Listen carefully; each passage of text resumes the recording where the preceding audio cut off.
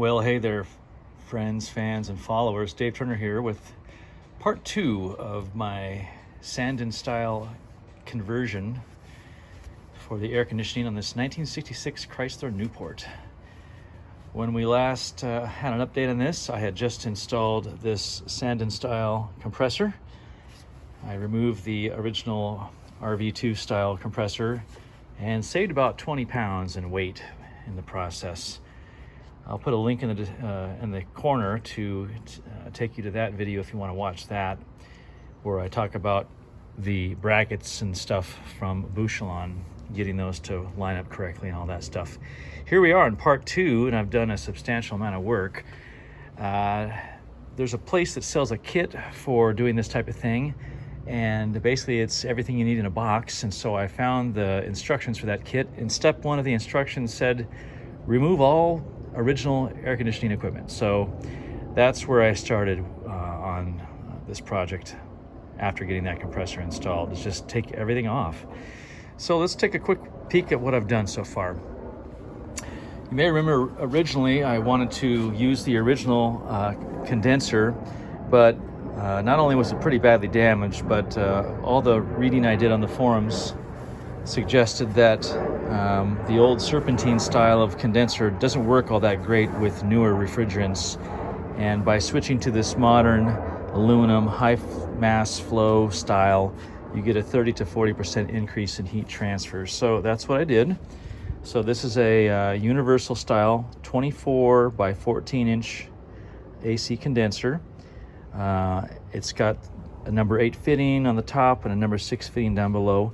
This is slightly different from the original because the number 6 fitting for the original was on the opposite side. So I will have some routing to do when I do the hoses, but 8 goes on top, 6 below. I did get a little bracket kit, and I made these brackets to get the condenser attached to the radiator core support. While I had things apart, I did some cleaning, I did some painting, so any brackets that could come off, I cleaned up. Here's my new dryer receiver. It came with a switch, so I did the wiring for the switch. Here's the Hardline. This is all plugged up right now. It's got new O-rings, but it's just plugged so I don't have any critters going in there to live while I have this stuff apart. You don't hook these things up until you're ready to do the whole deal. So right now everything is just capped and plugged. So my new dryer, here's my original Hardline that's been cleaned and painted. I got new clamps for it from Ace Hardware. That comes on back here. I'm missing the rubber line that went to the thermal expansion valve, so that is going to be something that's made from new. And here we get to the heart of the journey, and that's getting those fittings open. On the left is where the thermal expansion valve goes.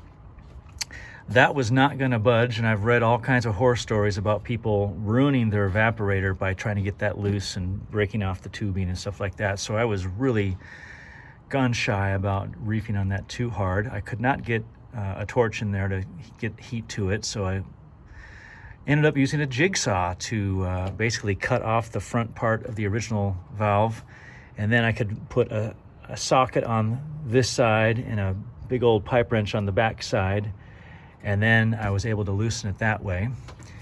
Right next to that bigger one is where the metal tube went that went across and then doubled back around to the front this way. That was also on there really good.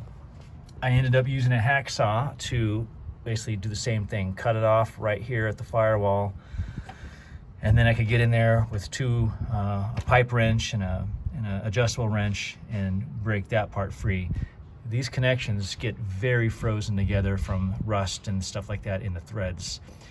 But I am reusing the original evaporator, so I did not want to break anything.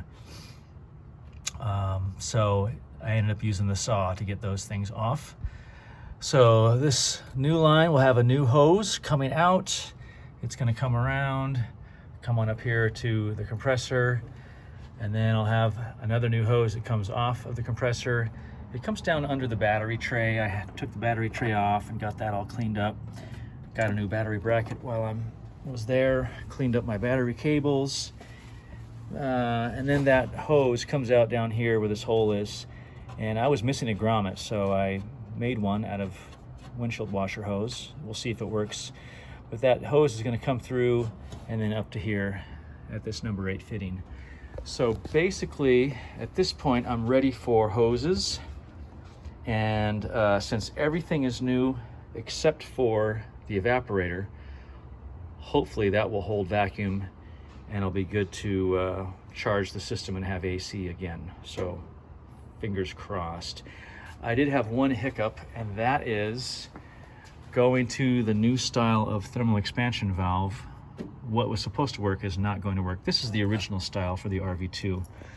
It has 2 separate copper tubes. One of them gets inserted into the tube that's on the right, and then this other one has a fitting that got plugged into the tube, the same tube, a little bit ways downstream, and so it uses the 2 temperature settings to make choices about how much flow to give the evaporator or something like that. You can see that the threads for this are right there, and they just would screw in correctly.